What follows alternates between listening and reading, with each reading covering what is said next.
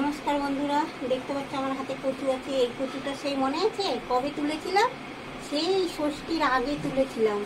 তো সব তো প্রায় সবাইকে কেটে কেটে দিয়ে দিয়েছি, আর এইটুকুই ঘরে ছিল। আজকে এখান থেকে পুরোটা তো আর খাওয়া যাবে না, কিছুটা কেটে আজকে কচু দিয়ে একটা দারুণ রেসিপি করব। তো তোমরা আমাদের ভিডিওটা দেখতে থাকো প্রথম থেকে শেষ পর্যন্ত।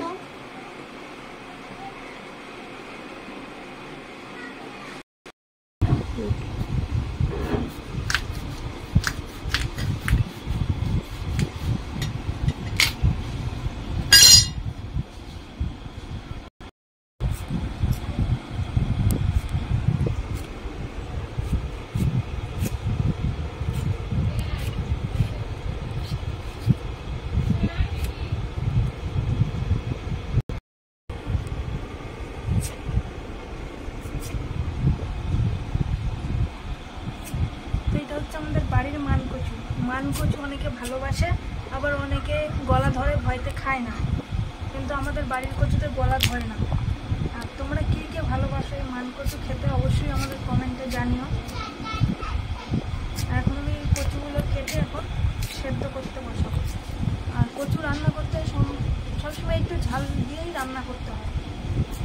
কচু জিনিস বলতে একটু ঝাল ঝাল হলে খেতেও ভালো লাগে, আর রান্নার উপরে সব কিছু নির্ভর করে। রান্না যদি ভালো হয়, সুন্দর করে যত করতে পারো তত জিনিস খেতেও ভালো লাগে। আর আমার মা কচু খুব সুন্দর রান্না করে, খুব ভালো লাগে আমাদের খেতে। আমি তো খুব ভালোবাসি কচু, যায় না কে ভালোবাসে না বাসে। তোমরাও কতটা ভালোবাসো অবশ্যই জানিও।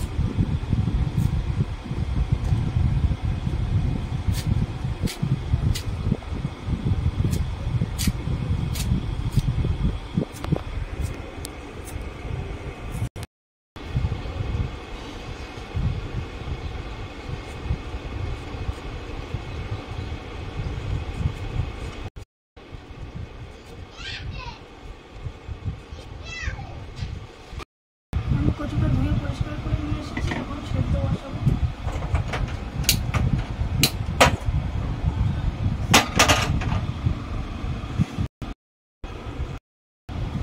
দেখতে পাচ্ছ এখানে কড়াইয়ের মধ্যে কতগুলো ধনে আছে, আর এই কাছে আছে জিরে আমার হাতে প্লেটে।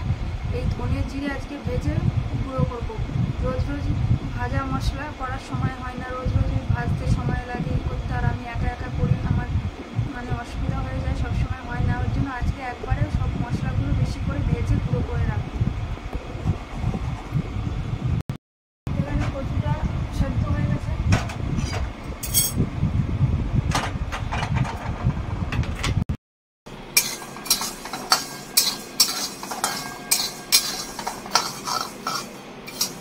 বাইরে ভাত বসিয়েছে তো উনানে আগুন নাই, আগুন তো শেষ হয়ে গেছে। ভাতে নাবিয়ে আগুন নিয়ে কটা কয়লা দিয়ে দিও, ভাত হবে না মনে হয় পুরো।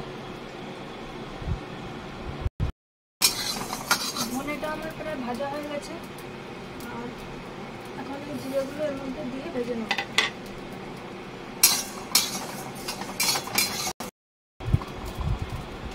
আমি গ্যাসটা বন্ধ করে দিই। কড়াইটা আবার পেতে গেছে একদম, আর এই কড়াইয়ের তাপে তাপেই বাকিটা হয়ে যাবে। আমি ধনের জিরেটা হামল দিস্টার মধ্যে ঢেলে নিয়েছি, এর মধ্যে আমি এখন মশলাটা গুঁড়ো করে নেব।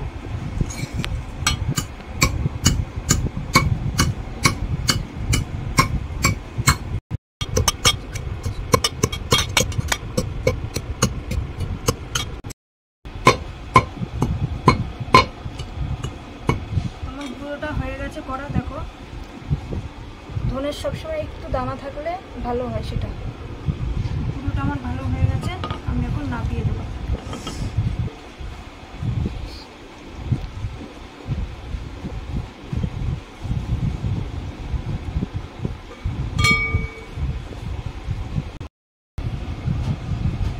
তো এক শিশির একটুখানি বাকি আছে, খালি এই মুখের এখানটা।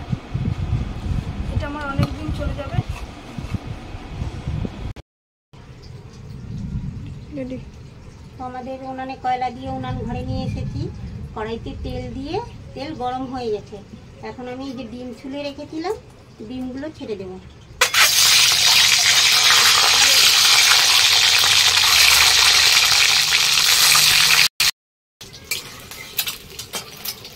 ডিমগুলোর ভিতরে একটু হলুদ দিয়ে দেবো।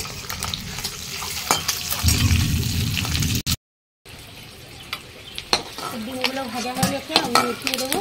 আর আজকেও আমাদের ডিম করতে হচ্ছে এই কারণে, ঘরে একটু কচু ছিল বলে ভাবছি ভালো। আজকে আমাদের একদম বাজার করতেই পারেনি, বাজারে ঢুকতেই পারেনি। আসার সময় শুধু এই ডিম নিয়ে চলে এসছে ওর বাবা। ওর জন্য আজকে এই কচু দিয়ে আর ডিম দিয়েই করবো। এখানে দিয়ে দিলাম জিরা, আর এখানে দেবো তেজপাতা, এবার দেবো পেঁয়াজগুলো ছেড়ে দেবো।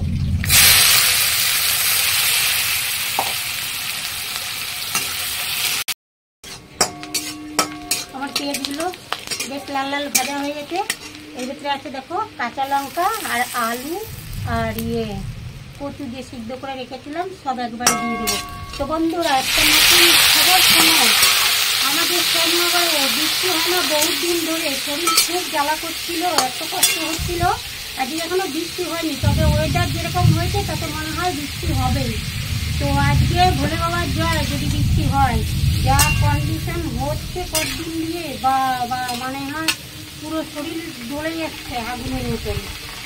তো যাই হোক, আজকে একটু হাওয়া বাতাস দিচ্ছে আর মেঘলা হয়েছে, হয়তো অবশ্যই বৃষ্টি হবে। এদিকে আকাশ পুরো কালো হয়ে গেছে, মেঘে অন্ধকার হয়ে এসছে। ফাইনালি অনেকদিন পরে বৃষ্টি শুরু হয়ে গেছে। বৃষ্টি নেমেই গেল, আর এইদিকে রান্নাঘরে বৃষ্টি নেমেই গেল এতদিন পরে। মানুষের খুব যা কষ্ট হচ্ছিল, কষ্টটা এদিকে গেল। আর এদিকে আছে আমার লঙ্কা, হলুদ, কাশ্মীরি লঙ্কা গুঁড়া, লবণ, আদা, রসুন। এবার আমি এর ভিতরে একটু জল দেবো। আমি পেস্টের ভিতরে একটু জল দিয়ে ভালো করে গুলিয়ে নিয়েছি, নিয়ে এবার দিয়ে দেবো।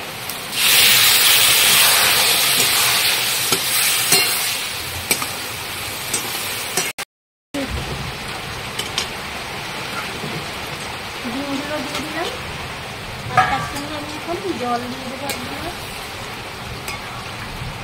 একটু লাগবে।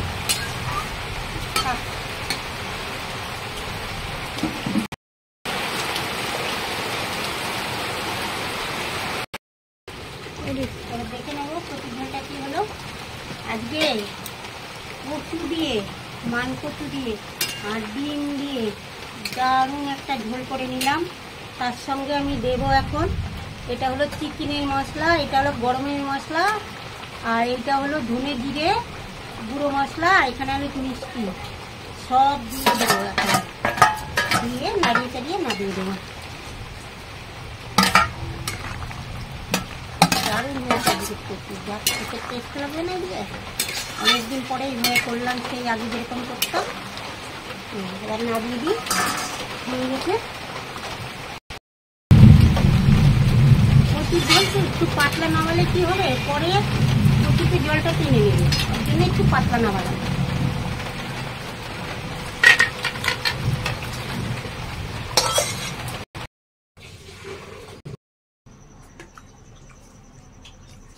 রান্না করছো না কচুটা হচ্ছে এত ভালো হয়েছে, নানান রকমের মশলা, দারুণ হয়েছে খেতে। কচুগুলো একদম গলে গেছে,